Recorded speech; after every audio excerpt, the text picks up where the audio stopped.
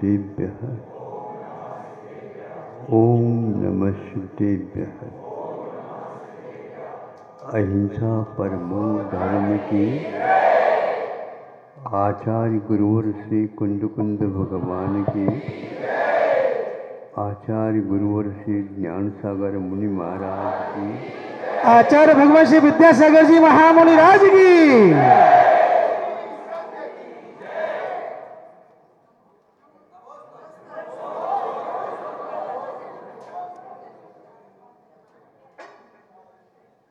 वैसे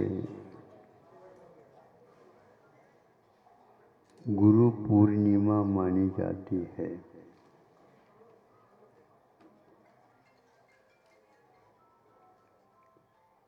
आप लोगों ने अनुभव किया होगा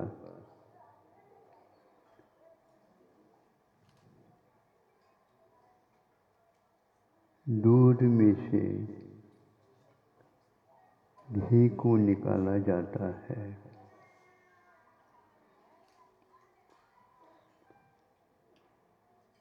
दूध नीचे रहता है और घी ऊपर जाता है।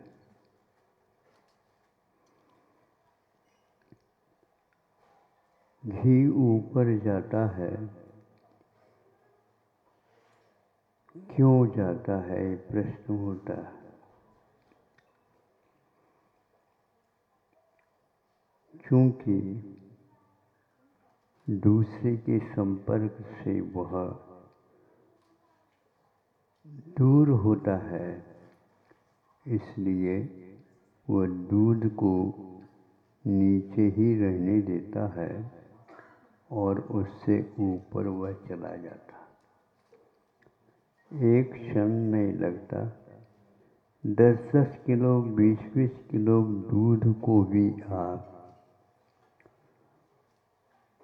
एक कटोरा भर घी के ऊपर रख दो तो भी वह पूरा का पूरा दूध नीचे रह जाता है और उस दूध के ऊपर वह जा कर के घी तैरने लग जाता। वह घी दूध को दबाता नहीं, किसी प्रकार से पीड़ा देता नहीं, किसी प्रकार से संघर्ष करता नहीं। दूध ये कह सकता है कि मेरे ऊपर आप क्यों बैठे हो, तो घी कह सकता है कि आप भी मेरे ऊपर बैठ सकते हो। आप बैठना चाहो तो बैठ सकते हो, लेकिन यह आपको इष्ट है क्या नहीं मैं नहीं जानता। मात्रा ज़्यादा होने से आप दूध के पक्ष ले रहे हो, किंतु घी दूध का पक्ष नहीं लेता, किंतु कहता है मेरा आज तक का जीवन इसी दूध में रहा है और जब तक मैं इसी दूध में रहूँगा मेरा हाल ऐसा ही होगा। आप उस घी के स्वरूप को समझ करके गुरु के ऊपर उसको लगा सकते हैं। वह यहीं पर रह करके भी सभी लोग उन्हें चाहते हैं, चाहते हुए भी वे किसी को भी नहीं चाहते। महाराज ये तो अच्छा नहीं लगता, तो चाहो आप चाहो तो दूध दूध के रूप में रहेगा और घी घी के रूप में रहेगा।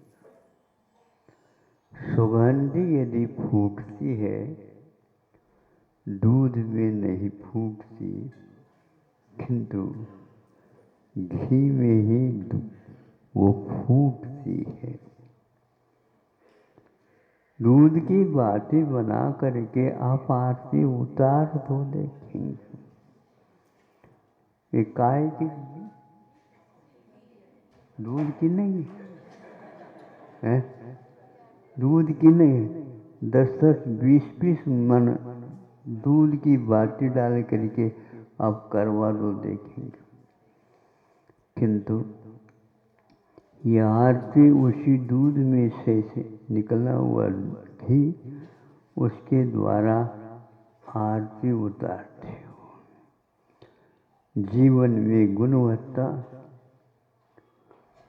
जीवन में मौलिकता, जीवन में सब कुछ। और ये ध्यान रखना, इसके उपरांत भी दूध भारी नहीं है, घी भारी होता है। पहलवान लोग दूध कम, और बोलो ना आगे, आप लोग करोगे तो बीमार पड़ जाओ। और वो उसको पचा करके पसीना पसीना कर देते हैं, अपनी जो मूल शक्ति है या मूल स्वभाव है वो उद्घाटित करते हैं। धन्य है ऐसे गुरु ही गौरव गाथा के लायक हुआ करते हैं।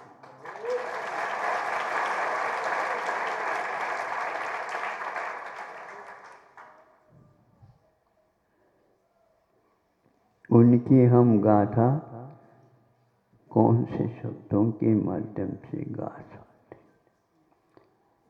उनकी वह गाथा लिखी नहीं जा सकती शब्दों के द्वारा। ऐसे गुरु भारी होकर के दूसरे के ऊपर बैठते हुए, शासन करते हुए भी किसी को धक्का नहीं लगाते, किसी को वो पीड़ा नहीं पहुंचाते। भारी होते हैं, उसके ऊपर बैठे हैं तो पीड़ा तो होती होगी, पीड़ा नहीं होती। पीड़ा अलग वस्तु होती है, और यह इस प्रकार स्वभाव के कारण ऊपर रहना अलग होता। तुम बुरो तृणकाष्ठम च, यह एक छोटी सी कारिका है। तुम्बुरु तुम भी होती है, तृण है, काष्ठ है, ये सारे सारे बहुत बड़े बड़े होकर के भी तैर जाते हैं। और छोटा सा भी कंकर होता है तो वह डूब जाता है, यह उसका स्वभाव है। तो ऐसे तीन लोक में गौरव गाथा जिनकी लिखी जाती है, वे किसी को पीड़ा पहुंचाते नहीं। हाँ, ये बात अलग है, उससे किसी को पीड़ा हो जाए तो वो सोचते हैं कि मेरे वजह से पीड़ा यदि हो रही है तो मैं क्या कर सकता हूँ उसके लिए। यह करने की बात नहीं होती है, यह तो स्वभाव ही ऐसा होता। ऐसा यह गंधर्व परमिष्टि या और, चूंकि वीर शासन जयंती से पूर्व के दिन में यह गौरव गाथा वाली बात जीवन गंधर्व परमिष्टि के लिए संभव आता है। वैसे यह गुरु गाथा वाली बात अनादिकाल से चलती आ रही। कोई भी गुरु बनता है तो सर्वप्रथम वह शिष्य होता है। अब वह इसके उपरांत साधना करता है तदनुकूल, तो वह इस प्रकार के गौरव या मौलिकता को प्राप्त हो जाता है। ऐसे मार्ग इस लोक में होते हुए भी हम उन्मार्गी बन जाते हैं, तो कौन क्या कर सकता। उन्माद और सन्मार्ग को बताने वाला वह गुरु कभी भी छाती पर हाथ रख करके कहता नहीं कि हमने किया, किसी ने नहीं किया। साधना अपनाने से वह उसमें से जैसे घी निकल गया, उसी प्रकार इस शरीर में बैठा हुआ आत्मतत्व निखर करके जीवन के अनुभव में आ जाता है। ऐसी साधना को, ऐसे साधक को, ऐसे साधना करने वालों की प्रशंसा करने वालों को हम हमेशा हमेशा याद रखें, ताकि आगे का जीवन हमारा भी उसी प्रकार हो सकते हैं। और कभी भी समय मिल गया तो और भी कुछ बताया जा सकता है। आज तो संक्षेप में इतना ही पर्याप्त है। आप लोग बहुत प्रतीक्षा में थे और आपकी प्रतीक्षा तो पूर्ण हो गई, लेकिन हमारी प्रतीक्षा अभी पूर्ण नहीं है। भगवान से प्रार्थना करते हैं कि हम इसी प्रकार साधना के बल पर गुरुओं के निर्देशन को अपनी दृष्टि में रखकर साधना करते रहें और सब लोगों के कल्याण के निमित्त बनते हुए ये कार्य करें, इन्हीं भावनाओं के साथ। अहिंसा परमो धर्म की जय।